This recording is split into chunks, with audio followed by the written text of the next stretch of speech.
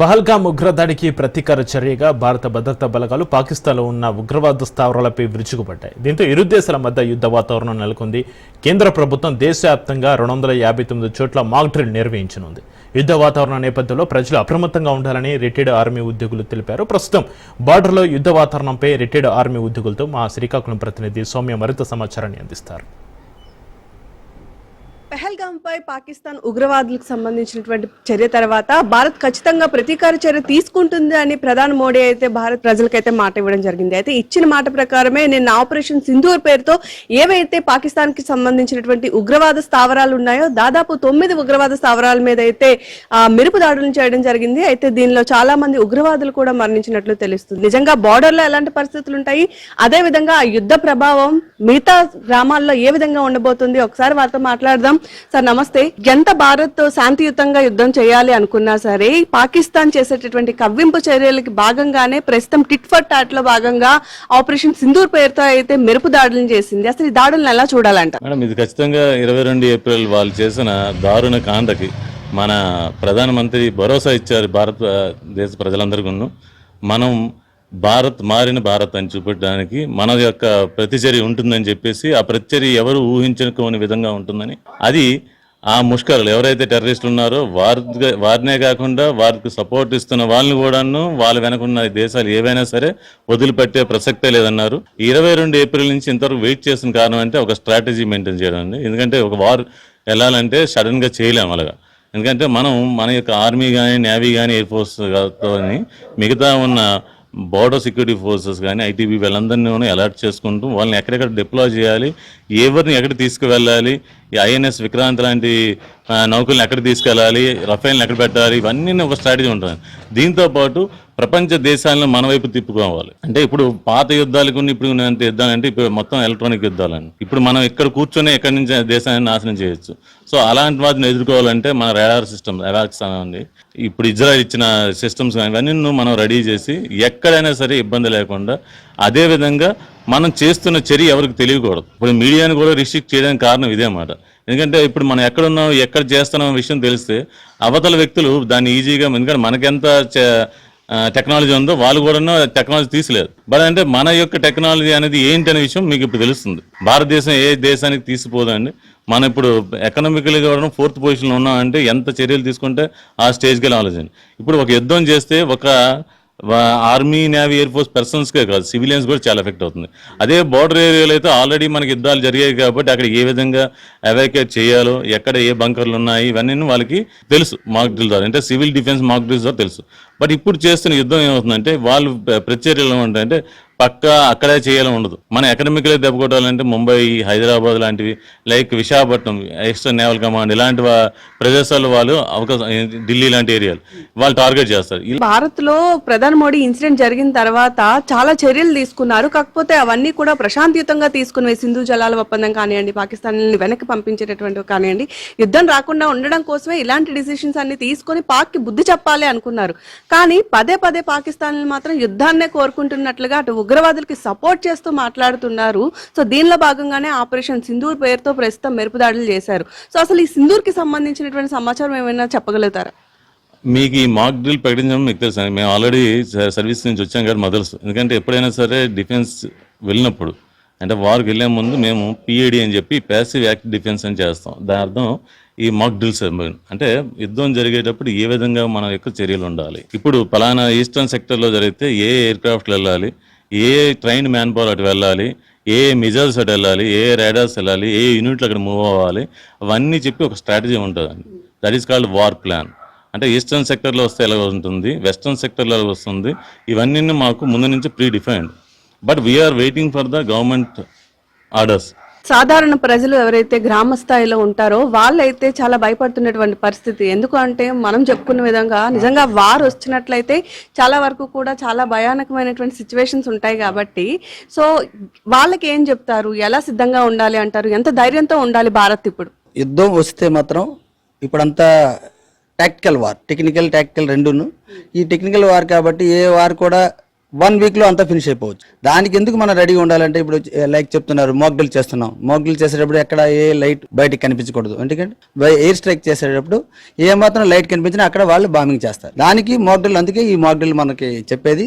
ఈ ప్రజలు కూడా దాన్ని అప్రమత్తంగా ఉండాలి. ఇలాంటిది ఏమైనా ఉంటే మనం ఏ విధంగా మనం ఉండాలి, ఎలా మనల్ని మనం సెక్యూర్ చేసుకోవాలి. కొన్ని బార్డర్స్లో అన్ని బంకర్స్ ఉంటాయి, అండర్ గ్రౌండ్ ఉంటాయి కాబట్టి వాళ్ళ స్థావరాలకు వెళ్ళిపోతారు. కానీ మన వైపు ఇక్కడ బంకర్స్ అవి లేవు కాబట్టి మనం దానికి రెడీగా ఉండాలి. ఎలా మాక్ డ్రిల్లో ఏ విధంగా మనం చేయాలి, దాన్ని ఎలా మనం ప్రిపేర్ అవ్వాలి, అవన్నీ చూసుకోవాలి. చెప్పండి, 25 ఏళ్ల తర్వాత భారత్ లో మళ్ళీ యుద్ధ వాతావరణం కనిపిస్తుంది. ఇన్నేళ్లుగా చాలా జాగ్రత్తగా పాకిస్తాన్ ఎంత కవ్వింపు చర్యలు చేసినా కంట్రోల్ చేసుకుంటూ వచ్చింది భారత్ అని చెప్పుకోవచ్చు. కానీ మళ్ళీ 25 ఏళ్ల తర్వాత ఒక కార్గిల్ కానియచ్చు, లేదా 1971లో జరిగినటువంటి బంగ్లాదేశ్ సంబంధించినటువంటి యుద్ధం కావచ్చు, ఇవన్నీ కూడా మళ్ళీ మన కళ్ళ ముందు కనిపిస్తుండేసరికి ఒక్కసారిగా భారత్ లో ఉండే సాధారణ ప్రజలు కొంచెం భయపడుతున్నటువంటి పరిస్థితి. ఎలా ఆర్మీ ఎదుర్కోబోతుంది, ఎలా ధైర్యం చెప్పబోతున్నారు? పూర్వం యుద్ధం జరిగేటప్పుడు ఆర్మీకి యుద్ధాలు జరిగేవి. కానీ ఇప్పుడు ఆర్మీ కంటే ఎక్కువ సివిలియన్ మీద ఎఫెక్ట్ ఉంటుంది. ఎందుకంటే ఇప్పుడు అంతా మిసైల్ సిస్టమ్ తర్వాత కంప్యూటర్ సిస్టమ్ వచ్చింది. అయితే నేను చెప్పబోయేది ఏంటంటే, ఇప్పుడు మన దేశంలో నలుమూలలు అనేక గ్రామాల్లో గల్లీ నుంచి ఢిల్లీ వరకు ప్రతి గ్రామంలో ఎక్సర్స్మెన్ ఉన్నాం. మేము ఇక్కడ ఉన్న ప్రజల్ని ఎలా రక్షించాలి, ఎలా వాళ్ళని సేఫ్గా ఉంచాలనేటువంటిది మేము ఆ బాధ్యత తీసుకుంటాం.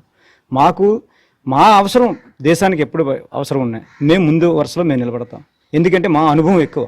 మేము అక్కడ సర్వీస్ చేసి వచ్చాం. ఇప్పుడు ఇక్కడ యువకులు ఉన్నారు, మా అంతటి సీనియర్లు కూడా అక్కడ ఉన్నారు. మా దేశానికి మా అవసరం వచ్చిందంటే మేము ముందు వరుస నుండి ఫైట్ చేయని సిద్ధంగా ఉన్నాం. అలాగే ఇక్కడ ఉన్న సివిలియన్ అనమాట, ఇక్కడ ఉన్నటువంటి మిగతా మా సీనియర్స్ అందరూ ఇక్కడ ఉన్న సివిలియన్ ప్రతి విలేజ్లో 2, 3, 5, 10 మా విలేజ్లో చూస్తే 80 మంది ఉన్న ఎక్సర్స్మెన్. కాబట్టి మా గ్రామాలని ఇక్కడ ఉన్న ప్రజల్ని ఎలా అనమాట సేవ్ చేయాలనేది దీన్ని మేమందరూ అది ఛాలెంజ్గా తీసుకొని మేమందరం సేవ్ చేస్తాం. కానీ ఎక్కువ సివిలియన్స్ నష్టపోయే అవకాశాలు ఉన్నాయి. యుద్ధం మనం కోరుకోవట్లేదు, కానీ యుద్ధమే అవసరమైతే భారతదేశం ఎప్పుడు కూడా వెనక చేయదు. మనం ఎవరి మీదకి యుద్ధం చేయడానికి వెళ్ళలేదు. ఇప్పటి వరకు మన చరిత్ర ఏంటంటే ఏ దేశం మీద కూడా మనం యుద్ధం ప్రకటించలేదు, యుద్ధానికి వెళ్ళలేదు. కానీ మన మీదకి వచ్చే వాళ్ళకి ఎవరు మన మీదకి వచ్చారు? ఈరోజు మిలిటెంట్ మన మీదకి వచ్చారు. మనం మిలిటెంట్కే బుద్ధి చెప్తున్నాం. అవసరమైతే పాకిస్తాన్ని కూడా తల దించేలా చేస్తాం.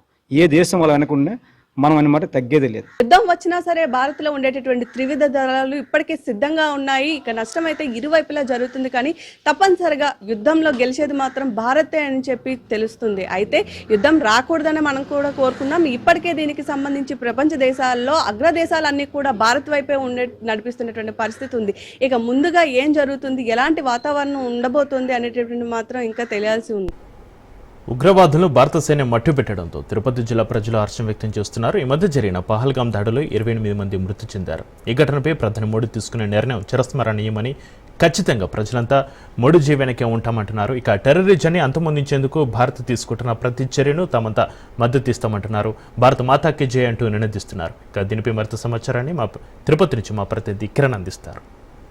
పహల్గాంలో ఏదైతే ఉగ్రవాదులు దాడి జరిగిన నేపథ్యంలో అదేవిధంగా భారత్ కూడా ఉగ్రవాదులపై దాడిని అభినందిస్తూ కూడా తిరుపతిలో భారీ ఎత్తున మోడీకి జై భో అనేసంటూ కూడా కొంతమంది ఇక్కడ నినాదాలు చేస్తున్నారు. అయితే ప్రస్తుతం మన భారత్ కూడా ఇదే విధంగా ఆ ఉగ్రవాదులపై స్థావరాలపై దాడి నేపథ్యంలో ప్రస్తుతం మనతో పాటు కొంతమంది హిందువులు ఉన్నారు. వాళ్ళని అడిగి మరిన్ని విషయాలు చెప్పుకున్నాం. అలా చెప్పిన ప్రస్తుతం ఇప్పుడు జరుగుతున్న మోడీ ఏదైతే సింధూర్ పేరుతో ఏదైతే నిర్వహించిన ఈ దాడులు ఎంతవరకు మీరు ఏ విధంగా దీన్ని చూస్తారు? ఈ దాడులు కాదండి, ధర్మరక్షణ కోసం చేస్తున్న పోరాటం. దాడులు అంటే అన్యాయం అనుకుంటారు. ధర్మరక్షణ కోసం ఉగ్రవాదం మీద ప్రపంచం, భారతదేశమే కాదు ప్రపంచం మొత్తం గలమెత్తింది ఉగ్రవాదం అందించాలని. ఆ ఉగ్రవాదాన్ని అంతం చేయడం కోసం నమో నరేంద్ర మోడీ గారు చేస్తున్నటువంటి ఈ ధర్మ పోరాటానికి భారతీయుడు కాదు ప్రతి ప్రపంచంలో ప్రతి దేశం ఆయనకి మోడీ గారికి అండగా ఉంటుంది. ఉగ్రవాదం పూర్తిగా నశించేంత వరకు ఈ పోరాటాన్ని ఆపొద్దని చెప్పి మోడీ గారికి భారతీయులుగా మేము ప్రపంచంలో శాంతి కోరుకునే ప్రతి ఒక్కరు ఆయనకు అండగా నిలుస్తారు. కుదిరితే మాకు అవకాశం ఇచ్చినా కూడా మేము కూడా వస్తాం. కావాలంటే ఉగ్రవాదం అంతానికి మేము కూడా మా ప్రాణాలు అర్పించడానికి సిద్ధంగా ఉన్నాం.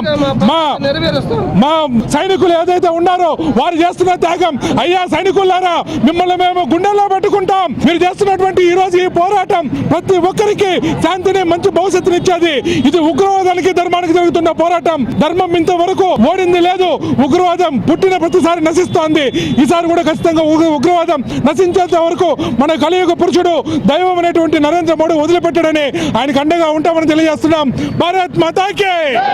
మరి కొంతమంది కూడా ఉన్నారు హిందువులు, వాళ్ళని మరిన్ని విషయాలు తెలుసు. అన్న చెప్పండి అన్న, ఇప్పటికే భారత్ పాకిస్తాన్ వైపు కావచ్చు, అదేవిధంగా ఉగ్రవాదం మీద దాడి సింధూర్ ఆపరేషన్ పేరుతో చేస్తుంది. అయితే సైనికులు ఉన్నారు, వాళ్ళన్నిటి కూడా గతంలో కూడా కట్టిపెట్టినట్టు చేస్తున్నారు. ఇప్పుడు మోడీ వచ్చిన తర్వాత దాన్ని ఎలా చూడాలంటారు?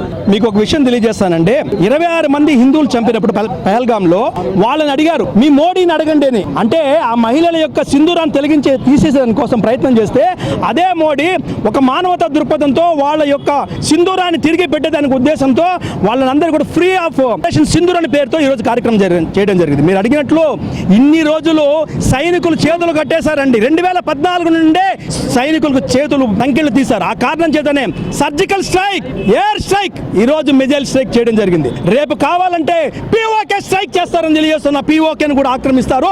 అది మోడీ గారు ఖచ్చితంగా సాధిస్తారని తెలియజేస్తున్నారు. ఇప్పుడు చూస్తే మొత్తం కూడా సంబరాలు చేసుకునే పరిస్థితి అయితే కనిపిస్తుంది. ఈ సంబరాల సంస్కృతి మనకు సరిపోతుందంటారా? ఎందుకంటే ఏ విధంగా దీన్ని చూడాలంటారు? భారతదేశం అనేది సంబరాలు చేసుకోవడానికే పుట్టింది. అది యుద్ధమైనా సరే, సంతోషమైనా సరే, దుఃఖమైనా సరే, చావైనా సరే, సంబరం అనేది మా భారతీయుల రక్తంలో ఉంది. మేము వచ్చేసి ప్రతి ఒక్క దాన్ని పండగలా చూస్తాం. ప్రకృతిలో ఉన్నటువంటి ప్రతి ఒక్క వస్తువులో దేవుని చూస్తాం మేము. అదే విధంగా ఈ రోజు మహాభారతంలో మనం చూసుకుంటే గనక దుశ్శాసనుడు ద్రౌపది జుట్టు పట్టుకుంటాడు. వాడి తొడలు పగట్టుకొని వాడి రక్తంతో వచ్చేసి భీముడు ఏం చేస్తాడంటే ద్రౌపది మాతకు వచ్చేసి రక్తాభిషేకం చేస్తాడు. ఈ రోజు ఆ రక్తాన్ని ఎవడైతే కాశ్మీర్ లో పెహల్గావ్ లో చూసినాడో ఆ నా కొడుకులకందరికీ కూడా రక్తాభిషేకం చేస్తాము. ఆ రక్తంతో వచ్చేసి వీళ్ళందరికీ తిలకం దిద్దుతామనేటువంటి దానికే ఆపరేషన్ సింధూర్ అనే దానికి సరైనటువంటి నిర్వచనం. కాబట్టి రాజకీయ నాయకులు, హిందూ ధార్మిక సంస్థలు అందరూ ఏకమయ్యి ఈరోజు సైనికులకు పూర్తి స్వేచ్ఛనిచ్చి వాళ్ళ ద్వారా ఈరోజు మా అందరిలో కసి ఉంది. మమ్మల్ని వదిలితే దాదాపు వాడెవడో అంటాడు హైదరాబాద్ లో ఉన్నటువంటి ఒక సెక్యులర్ గాడు 15 మినిట్ అంటాడు. ఆ 15 మినిట్ గాని కూడా చెప్తాం. భారతదేశానికి 5 మినిట్ అంటే 5 నిమిషాలు కూడా అవసరం లేదు. ఈ రోజు ఆ విషయం తేట తెల్లమైపోయింది. పాకిస్తాన్ లో ఉన్నటువంటి దేశ దుర్మార్గులు, ద్రోహులు మాత్రమే కాదు, దేశంలో ఉన్నటువంటి ఇక్కడ ఉన్నటువంటి సెక్యులర్ ద్రోహులు కూడా మీకు ఖచ్చితంగా త్వరలో వచ్చేసి మీ అందరికీ కూడా festival in front, crocodile festival in front ముందుంది. ముసళ్ళ పండుగ మీకు కూడా జాగ్రత్త. భారత్ మాతాకి, భారత్ మాతాకి. తిరుపతిలో సంబరాలు అయితే జరుపుకుంటుంటారు. ఏదైతే పహల్గాంలో ఉగ్రవాదుల దాడిని ఇచ్చేశారో దాని నేపథ్యంలోనే భారత్ కూడా అదే విధంగా ఏదైతే ఉగ్రవాద స్థావరాలపై దాడి చేసిన నేపథ్యంలోనే ఆపరేషన్ సింధూర్ పేరుతో ఏదైతే నిర్వహించినారో దాన్ని మేము నిజంగా అభినందిస్తున్నాము. ఎవరైతే పాకిస్తాన్ కావచ్చు, అదే విధంగా సైనికులందరూ కూడా మేమందరం అండగా ఉంటాము అని చెప్పేసి ప్రతి ఒక్క పౌరులు కూడా దీనికి మీకు వెనకాల నిలుస్తామని చెప్పేసి కూడా తిరుపతి వాసులు చెప్పే పరిస్థితి కనిపిస్తా ఉంది. కెమెరా పర్సన్ రమణాతో కిరణ్ రాజు, తిరుపతి నుంచి. పహల్గాం ఉగ్రదాడిలో ప్రాణాలు కోల్పోయిన నెల్లూరు జిల్లా కావలికి చెందిన మధుసూదన్ రావు తనయుడు దత్తు ఆపరేషన్ సింధూర్పై ఆసక్తికర వ్యాఖ్యలు చేశారు. ప్రధాని మోడీ నాయకత్వంలో ఉగ్రవాదులను హతం చేస్తారని దత్తు ఆశాభావం వ్యక్తం చేశారు. ఉగ్రదాడిలో 27 కుటుంబాలను శోకానికి గురి చేసిందన్నారు. భారత ప్రజల శోకానికి ప్రధాని మోడీ బదులు తెరుచుకున్నారని అన్నారు. ఉగ్రదాడులు తమ ధైర్యాన్ని ఏమీ చేయలేవని అంటున్న మధుసూదన్ రావు తనయుడు దత్తుతో మా ప్రతినిధి Charith Kumar face to face. దాడిలో తండ్రిని కోల్పోయి ఎక్కడా కూడా తన యొక్క మనోస్థైర్యాన్ని దెబ్బతీయకుండా పూర్తిగా కూడా ఖచ్చితంగా తన యొక్క స్పష్టమైనటువంటి వాయిస్ ని వినిపిస్తూ తొలి రోజు నుంచి కూడా కుటుంబానికి అండగా నిలబడుతూ ఈ రోజు మనకి దత్తు మన ముందున్నారు, మధుసూదన్ కుమారుడు మన ముందున్నారు. ఈ రోజు ఒక పెహల్గావ్ దాడి తర్వాత తండ్రిని కోల్పోయావు, తర్వాత నువ్వు ఎక్కడ కూడా మనోస్థైర్యాన్ని కోల్పోలేదు. యాజ్ ఏ బేవ్ బాయ్ మీ యొక్క తల్లికి గానీ మీ అక్కకు గానీ మీ కుటుంబానికి అండగా ఉన్నావు. నిన్న ఏదైతే భారత ప్రభుత్వం ఒక స్ట్రైక్ చేసింది, ఈరోజు ఆపరేషన్ సింధూర్ చేసింది. ఆపరేషన్ సింధూర్ నీలో ఎలాంటి అనుభూతినిచ్చింది? అంటే ఎలా అనిపిస్తుంది నీకు ఈరోజు జరిగినటువంటి ఆ యొక్క దాడి, ఆ కసి నీలో ఎలా ఉంది? నాకేమనిపిస్తుందంటే నేను ఫస్ట్ వాళ్ళు పొద్దున్న లేచిన తర్వాత ఒకసారి జస్ట్ యూట్యూబ్ ఓపెన్ చేసి చూసినప్పుడు నాకు కనిపించింది ఆపరేషన్ సింధూర్. నాకు అనిపించింది this is just the beginning అని. మోడీ గారు ఇంకా చాలా చేయబోతున్నారు. అది నాకు ఆ ఫీలింగ్ వచ్చింది. ఇది ఇప్పుడే ఇలా చేశారంటే చాలామంది ఇంకా ఇండియాకి రాకుండా చేస్తారు మన మోదీ గారు. ఇంక నుంచి మోదీ గారు ఎలా చేస్తారంటే ఉగ్రవాదులకి నరేంద్ర మోడీ లేకపోతే మన భారత్ పేరు వినిపిస్తే వాళ్ళకి వణికేటట్టు చేస్తారు. నాకు ఆ కాన్ఫిడెన్స్ వచ్చింది. నాకు జరిగినట్టు మళ్ళీ ఇంకో 27 ఫ్యామిలీస్ జరిగినట్టు వేరే వాళ్ళకి ఆయన జరగకుండా చూసుకుంటాడు. నాకు ఇంకా కాన్ఫిడెన్స్ వచ్చింది. మోదీ గారు మన నేను బాగా డెవలప్ చేసి ఇలాంటివి ఇంకోసారి జరగకుండా చూసుకుంటారని నాకు కాన్ఫిడెన్స్ ఉంది. జై హింద్. అలాగే నాన్న, ఈ రోజు నువ్వు ఎంత కాన్ఫిడెంట్తో మాట్లాడుతున్నావు. మోడీజీ ఏదైతే భారత ప్రభుత్వం పట్ల నాకు నమ్మకం ఉందంటున్నావు, ఈరోజు 8th స్టాండర్డ్లో నువ్వు ఉన్నావు. ఎలాంటి భరోసా నీ తల్లికి కానీ నీ కుటుంబానికి ఇవ్వబోతున్నావు? నువ్వు నీ గోల్స్ ఏంటి? నువ్వు ఖచ్చితంగా మీ తండ్రి గారు నిన్ను ఏం చేయదలుచుకున్నారు? నువ్వు గోల్స్ ఎలా రీచ్ అవ్వదలుచుకున్నావు? మా నాన్న నన్ను ఐఐటి చదివిద్దాం అనుకున్నానండి. ఇప్పుడు నా గోల్ ఏంటంటే నేను ఐఐటి క్రాక్ చేసి ఒక మంచి జాబ్ తెచ్చుకొని మనీ సేవ్ అప్ చేసుకొని మధుసూదన్ ఇండస్ట్రీ అని ఒక మంచి కంపెనీ పెట్టి బాగా సక్సెస్ఫుల్ అవ్వాలని ఏం. ఈరోజు ఏదైతే భారత ప్రభుత్వం చేసినటువంటి ఆపరేషన్ సింధూర్ పట్ల నాకెంతో నమ్మకంగా ఉంది. ఈరోజు చాలా సంతోషంగా ఉంది. మా కుటుంబం కాకుండా 26 మంది కుటుంబాలు ఈరోజు ప్రాణాలు కోల్పోయారు, ఫ్యామిలీ ఆఫ్ ద హెడ్స్ని కోల్పోయారు. కానీ ఎక్కడా మా యొక్క మనోస్థైర్యం దెబ్బతినలేదు. మా నాన్నగారి కళ ఏదైతే ఐఐటిని క్రాక్ చేస్తాను, ఖచ్చితంగా భవిష్యత్తులో మా నాన్నగారి పెద్ద కంపెనీని కూడా స్థాపిస్తానంటూ కూడా మధుసూదన్ కుమార్ దత్తు తెలియజేస్తున్న పరిస్థితి. కెమెరామెన్ భరత్తో చరిత్ర కుమార్, రాజ్ న్యూస్, కావలి నుండి. Welcome back. హైదరాబాద్ మెహదీపట్నంలో మాక్ డ్రిల్ నిర్వహించారు. పహల్గామ్ ఉగ్రదాడి నేపథ్యంలో దేశమంతటా డిఫెన్స్ మాక్ డ్రిల్ నిర్వహించారు. ఇందులో భాగంగా మెహదీపట్నంలో కూడా నిర్వహించారు. ఇక ఇదే అంశానికి సంబంధించి మరింత సమాచారాన్ని మా ప్రతినిధి రత్నకుమార్ అందిస్తారు. ఆపరేషన్ అభ్యాస్లో భాగంగా హైదరాబాద్ మహానగరంలోని 4 ప్రాంతాల్లోని మాక్ డ్రిల్ నిర్వహిస్తున్నారు. ఫైర్ డిపార్ట్మెంట్తో పాటు ఇతర శాఖలన్నీ సమన్వయంగా కలిసి మాక్ డ్రిల్స్ను ఏర్పాటు చేస్తున్నాయి. ప్రజెంట్ మనం మాక్ డ్రిల్ జరుగుతున్నటువంటి మెహదీపట్నంలోని ఒక అపార్ట్మెంట్ దగ్గర ఉన్నాం. మనం ఒకసారి విజువల్స్లో చూడొచ్చు.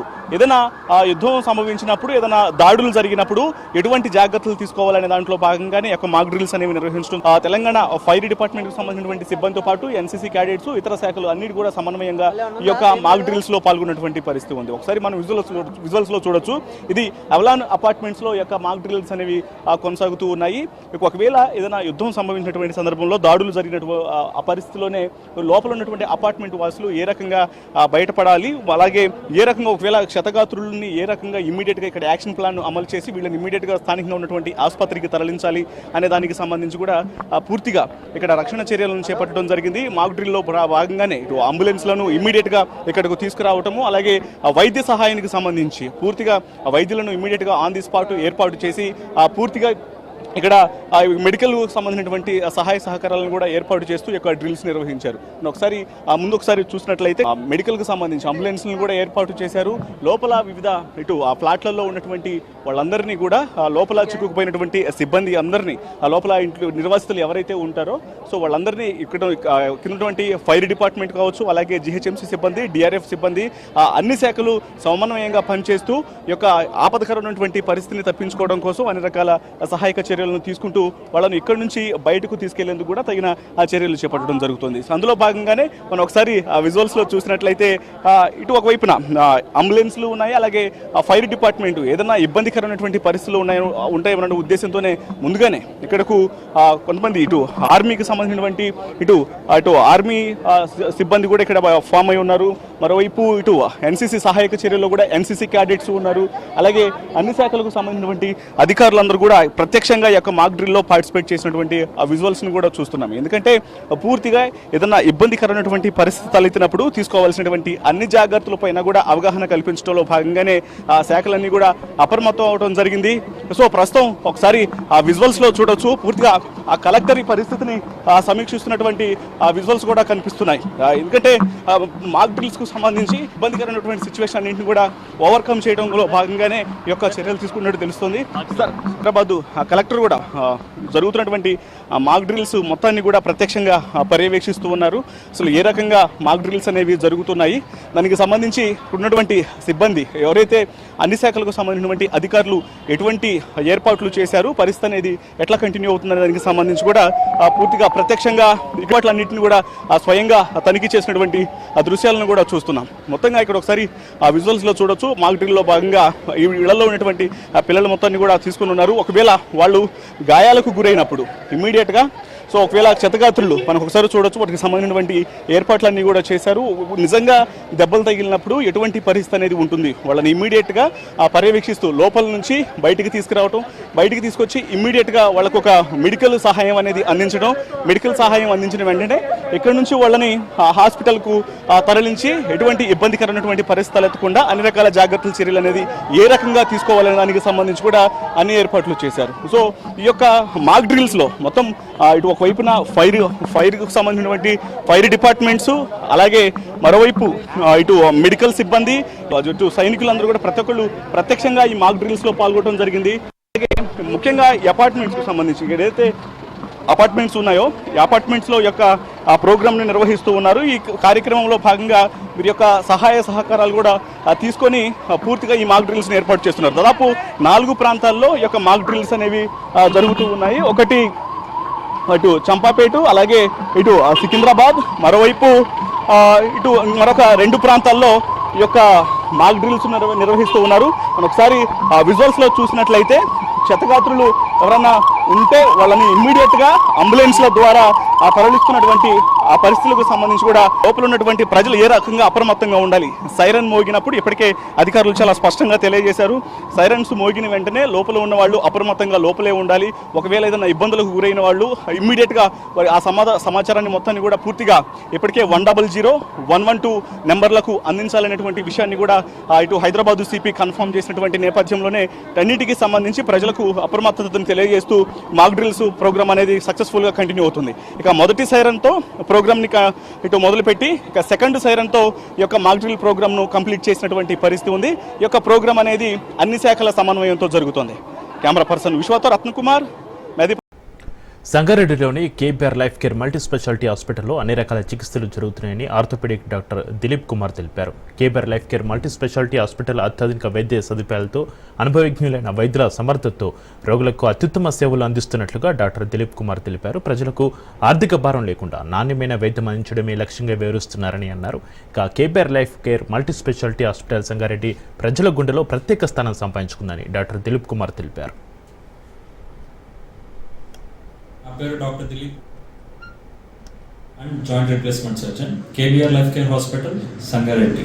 ఇక్కడ మన కేబీఆర్ లైఫ్ కేర్ హాస్పిటల్ సంగారెడ్డిలో అన్ని trauma cases including simple trauma and complex trauma. Complex trauma అంటే ఒకే పర్సన్ కి 2-3 బోన్స్ విరగడం, ఆర్ పాలిట్రామా అంటే బోన్స్ విరిగి అండ్ అదర్ ఆర్గాన్స్ ఇంజరీ అయ్యి, సో 2 డిపార్ట్మెంట్స్ కలిపి అంటే general surgery or neuro surgery or ఈ 3 సర్జరీస్ 3 డిపార్ట్మెంట్స్ కలిపి ఏదైతే ఉంటుందో ఆ సర్జరీస్ ని మనం కంబైన్డ్ గా మనం ఇక్కడే ట్యాకిల్ చేయగలం. సో ఇలాంటి వాటికి ఎవ్రీ టైం హైదరాబాద్ కి వాటికి వెళ్తుంటారు. బట్ మన హాస్పిటల్లో కేబీఆర్ హాస్పిటల్లో మనం వీకెండ్ టేక్ అన్ని ఇంజరీస్ ని మనం ఇక్కడే ట్యాకిల్ చేయగలం. అండ్ ఆల్సో ఇక్కడ జస్ట్ ట్రామాతోనే కాకుండా joint replacement and knee joint replacement అంటే తుంటి అరుగుదల ఆర్ మోకాల అరుగుదల, వీటికి మోకాల మార్పిడి ఆపరేషన్, తుంటి మార్పిడి ఆపరేషన్ ఇలాంటివి కూడా మనం మన హాస్పిటల్లో చేస్తున్నాం. దాంతో పాటు ఆర్థ్రోస్కోపిక్ స్పోర్ట్స్ మెడిసిన్ అంటే మనకు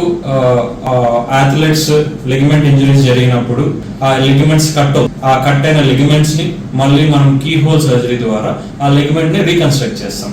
ఆ సర్జరీస్ కూడా మన కేబీఆర్ లైఫ్ కేర్ హాస్పిటల్లో మనం ఇక్కడ చేస్తాం. సో వీటితో పాటు జస్ట్ ఆర్థోపెడిక్స్ తో పాటు general medicine, diabetology, cardiology, paediatrics and gynaec కూడా మనం ఇక్కడ సంగారెడ్డి కేబీఆర్ హాస్పిటల్లో మనం అందిస్తాం. నమస్తే అండి.